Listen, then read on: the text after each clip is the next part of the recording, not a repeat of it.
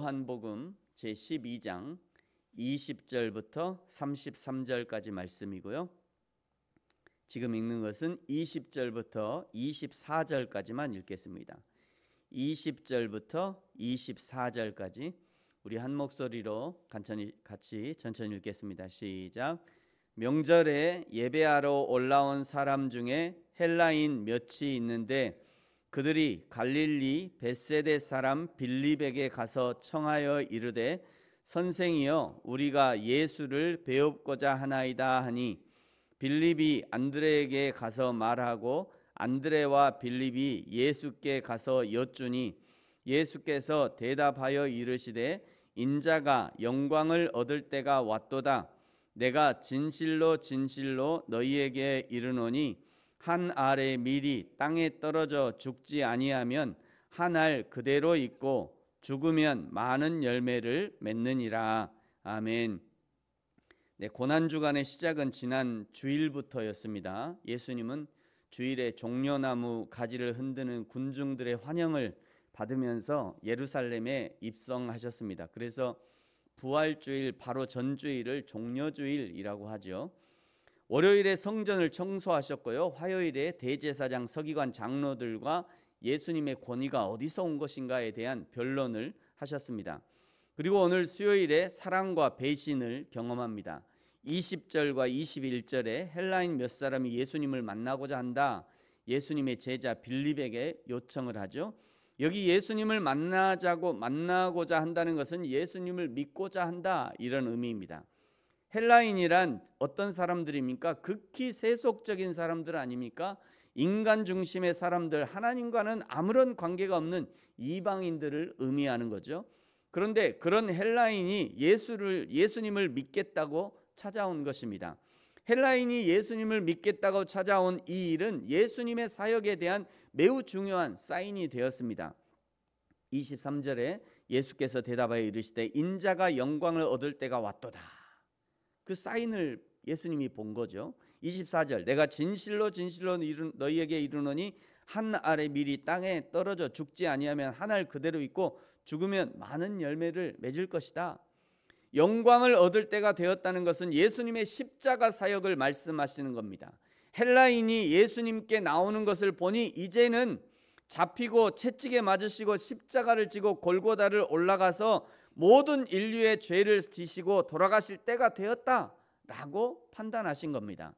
예수님은 자신을 한 알의 밀로 비유하시면서 그 밀이 땅에 떨어져 죽으면 많은 열매를 맺을 것이다 말씀하죠.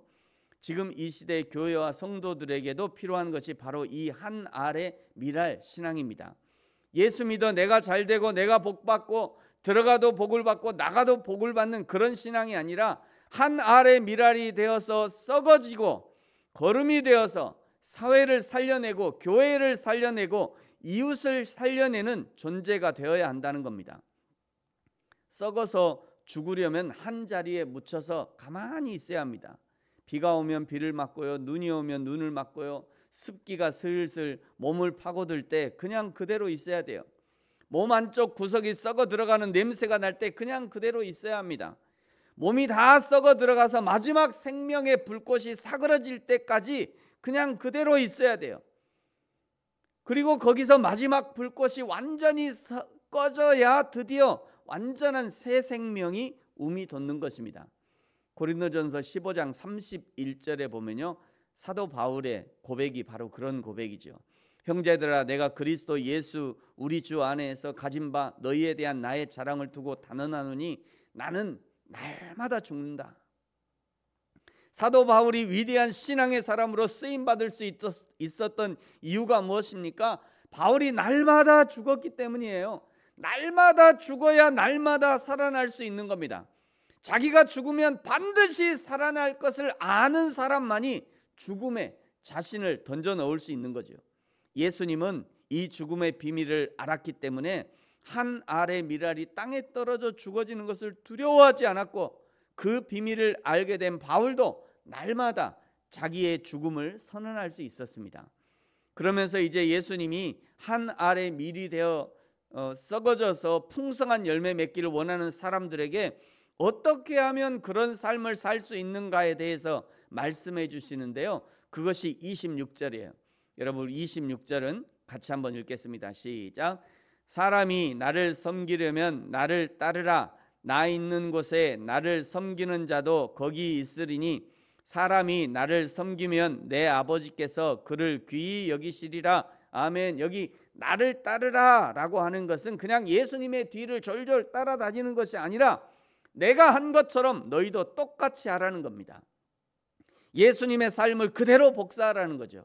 예수님이 예배하셨던 것처럼 전심으로 예배하고 예수님이 사셨던 것처럼 성실하게 살고 예수님이 사랑하셨던 것처럼 내 이웃을 내 몸처럼 사랑하며 살고 예수님이 섬기셨던 것처럼 누군가 겉옷을 요청하면 그 속옷까지 벗어주는 그런 사랑의 실천으로 섬기며 살라는 거예요. 예수님처럼 기도하고 예수님처럼 전도하고 예수님처럼 선교하는 예수님의 삶을 살아야 한다는 것입니다. 그것이 예수님을 따르는 거예요. 그렇게 예수님처럼 예수님을 따르면 내 아버지께서 그를 귀히 여기시리라 말씀합니다. 언제 그렇게 예수님을 따라야 할 것인가? 오늘 읽지 않았습니다만 오늘 성경 36절에 보시면요, 이런 말씀이 있어요. 너희에게 아직 빛이 있을 동안에, 아직 빛이 있을 동안에, 아직 예수 그리스도를 믿을 기회가 있을 동안에 그런 말입니다. 아직 이 땅에서 생명이 붙어 있는 동안에 그런 말씀이에요.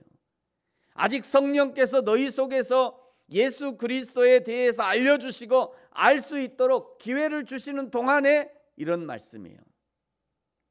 우리가 예수 믿는 것도 이 땅에 사는 동안에 하는 일이죠.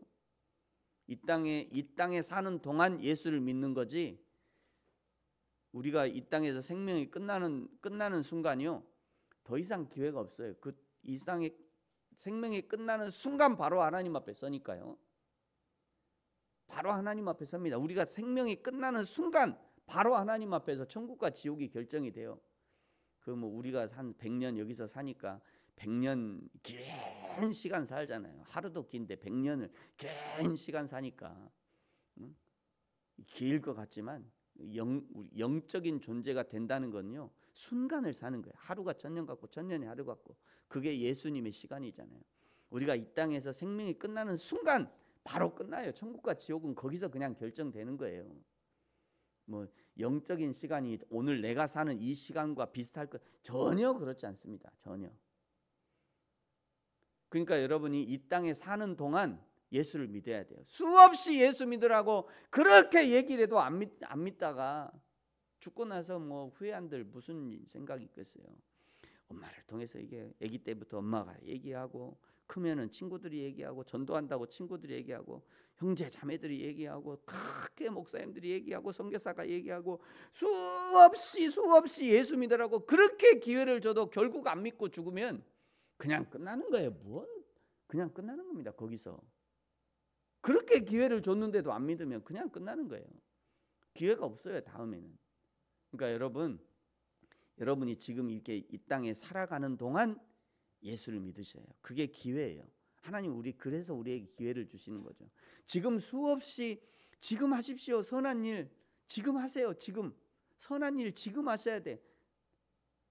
죽어서 여러분이 재산을 많이 남기거나 그게 선한 일 쓸 거 아니, 절대 안 돼요. 욕심꾸러기가 다 가지고 가지. 예수님이요, 나를 따르라는 것이 그런 의미가 있습니다. 너에게 아직 기회가 있을 때, 너에게 아직 생명이 있을 때, 너에게 아직 밝은 빛이 있을 때, 진리의 빛이 있을 때, 그때 하라는 거예요. 그때. 사랑하는 성도 여러분, 오늘 예루살렘으로 올라가시는 예수님이 우리를 향해서 너희가 한 알의 밀이 되어서 땅에 떨어져 죽어져라, 그래서 많은 열매를 맺어라 말씀하셨습니다. 열매를 맺는 밀알이 되기 위해서는 예수님을 따르는 삶을 살아야 합니다. 예수님을 따르는 삶을 살기 위해서 한 발짝 떼면 그때 성령 하나님이 내 발걸음을 인도하실 겁니다. 떼야 돼요. 떼야 돼.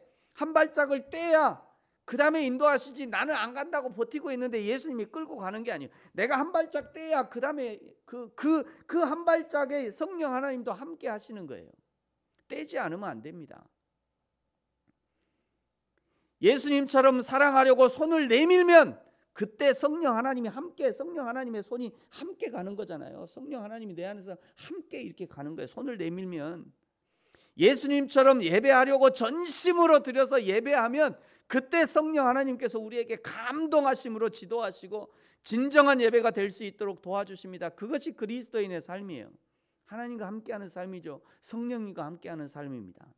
사랑하는 성도 여러분, 저와 여러분이 이 예수님의 삶을 기억하면서 예수님이 사셨던 그 삶을 나도 살아내기를 작정하는, 예수님 닮은 삶을 살아내는 저와 여러분의 오늘이 되어지기를 예수님의 이름으로 축복합니다. 기도하겠습니다. 하나님 아버지, 감사합니다. 오늘 예수 그리스도를 믿는 삶으로 우리를 초청해 주셔서 감사합니다.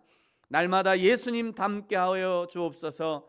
예수님이 사셨던 그 삶을 나도 살아내게 하시고 예수님만큼 사랑하며 섬기는 삶을 살게 하여 주옵소서. 그리하여 예수님처럼 풍성한 열매 맺는 인생이 되게 하여 주옵소서. 감사합니다. 예수님의 이름으로 기도합니다. 아멘. 하늘에 계신 우리 아버지, 아버지의 이름을 거룩하게 하시며 아버지의 나라가 오게 하시며 아버지의 뜻이 하늘에서와 같이 땅에서도 이루어지게 하소서.